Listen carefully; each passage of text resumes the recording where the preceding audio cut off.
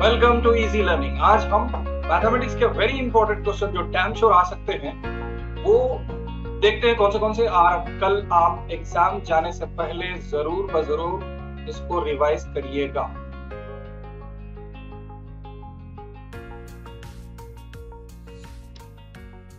देखिए स्टैटिस्टिक्स में mean, median और मोड, ये तीन में से एक क्वेश्चन डैम श्योर आने वाला है।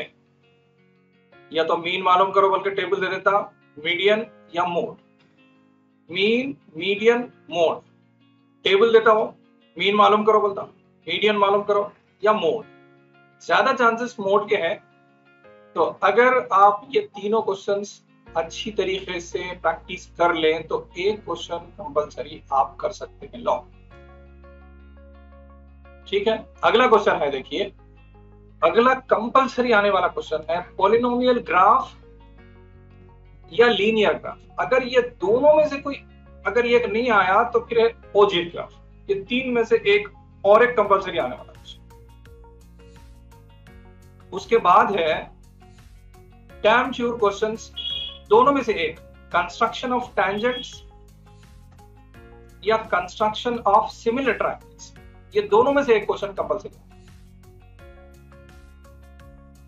उसके बाद है वेन डायग्राम्स, हो सकता है यूनियन हो सकता है या इंटरसेक्शन हो सकता है या डिफरेंस भी हो सकता है। और वेन डायग्राम्स किसी भी हाल पूछने वाला है, लॉन्ग या शॉर्ट में। अगला है ट्रिग्नोमेट्री आइडेंटिटीज है ना, जैसा कि sine square plus cos square is equal to 1 या sec square minus tan square is equal to 1 या cosec square minus cot square is equal to 1। इन तीनों पे से एक आइडेंटिटी पे किसी हाल क्वेश्चन आने वाला है। या तो शॉर्ट में आएगा या वेरी शॉर्ट में या ऑब्जेक्टिव टाइप में या कंपलसरी आपको लॉन्ग क्वेश्चन में पूछना है। अगला क्वेश्चन देखिए, conversion of one shape to another. For example एक बड़ा सा क्या बोलते हैं स्फीयर है जिसका रेडियस 21 है, तो फिर अगर उसको मोल्ड करके दूसरे छोटे छोटे स्मॉलर इसमें ला लिए तो फिर क्या होगा। ऐसे वाले conversion of shape one two another, ये वाले क्वेश्चंस कंपलसरी का। अगला क्वेश्चन है प्रोबेबिलिटी, जैसा कि दो डाइस फेंक रहे हैं आप या दो कॉइन्स डाल रहे हैं तो हेड आने का क्या चांस है, डाइस डाल रहे हैं तो 6 आने का क्या चांस है, या प्लेइंग कार्ड्स है तो सो एंड सो फलाना वो कार्ड आने का क्या चांस है। ये वाला क्वेश्चन किसी भी हाल आने वाला है। देखिए उसके बाद show that these points are rectangle या स्क्वायर या कोई भी ऐसा कोई शेप है जिसमें डिस्टेंस का फॉर्मूला यूज करके आपको वो शेप आइडेंटिफाई करना है। तो ये वाला क्वेश्चन किसी भी हाल आने वाला है लॉन्ग क्वेश्चन। उसके बाद point of division, OMX2 plus NX1 by M plus N वाला जो फॉर्मूला है, उस फॉर्मूले के बेस पे अगर इंटरनली है तो प्लस आएगा, एक्सटर्नली है तो माइनस आएगा। ये वाला क्वेश्चन डेफिनेटली आएगा। उसके बाद है 3 पॉइंट्स देके कोलिनियर है, अगर उसमें k लगा के k की वैल्यू मालूम करो। ये वाला क्वेश्चन भी डेफिनेटली आएगा।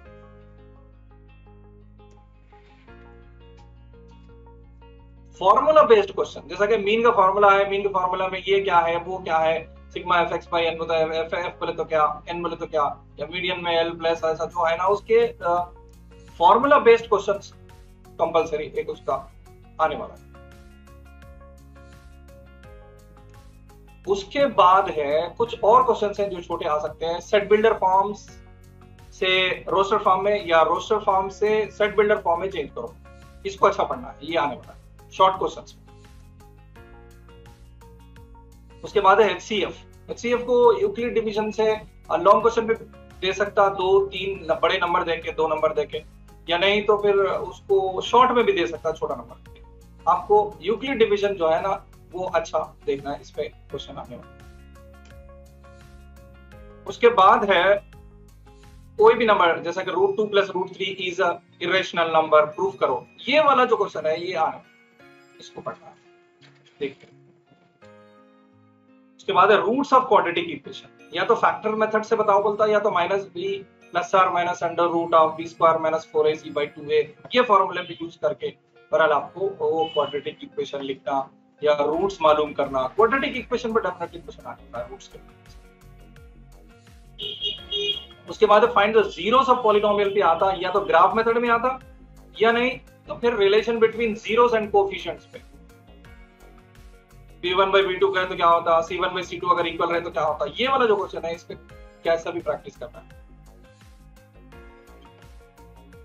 उसके बाद relation between coefficients and nature of linear equations का नेचर, ये रहा तो क्या कौन सा वाला नेचर रहेगा लीनियर इक्वेशन का, अगर ये इक्वल नहीं रहा तो क्या होता कोफिशिएंट्स, इसके ऊपर आना।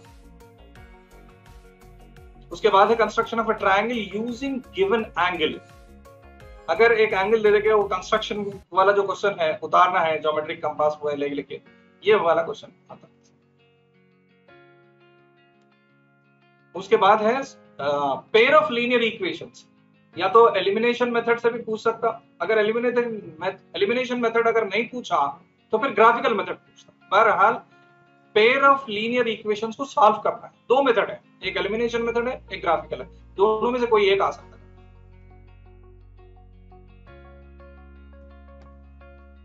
अगला है सेंट्रॉइड, वो x1 plus x2 plus x3 by 3 वो ट्रायंगल के 3 पॉइंट्स देके सेंट्रॉइड मालूम करो, ये इस पे शॉर्ट क्वेश्चन आ सकता है।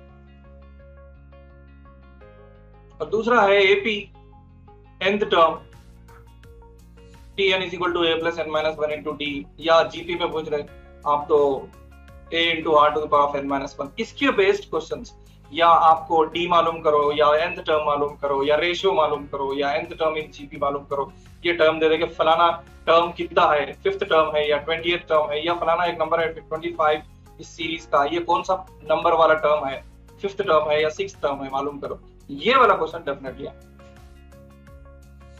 उसके बाद है area of a triangle, area of a triangle दे देके 3 पॉइंट्स दे देता, या डिस्टेंस बिटवीन 2 पॉइंट्स का जो फॉर्मूला है ना under root of x2 minus x1 whole square plus y2 minus y1 whole square, ये वाले फॉर्मूले पे या तो एरिया ऑफ अ ट्रायंगल का भी एक फॉर्मूला है 1/2 into हाफ into वो जो है ना x1 into वो वाले फॉर्मूले को यूज करते हुए डेफिनेटली ये क्वेश्चन आएगा।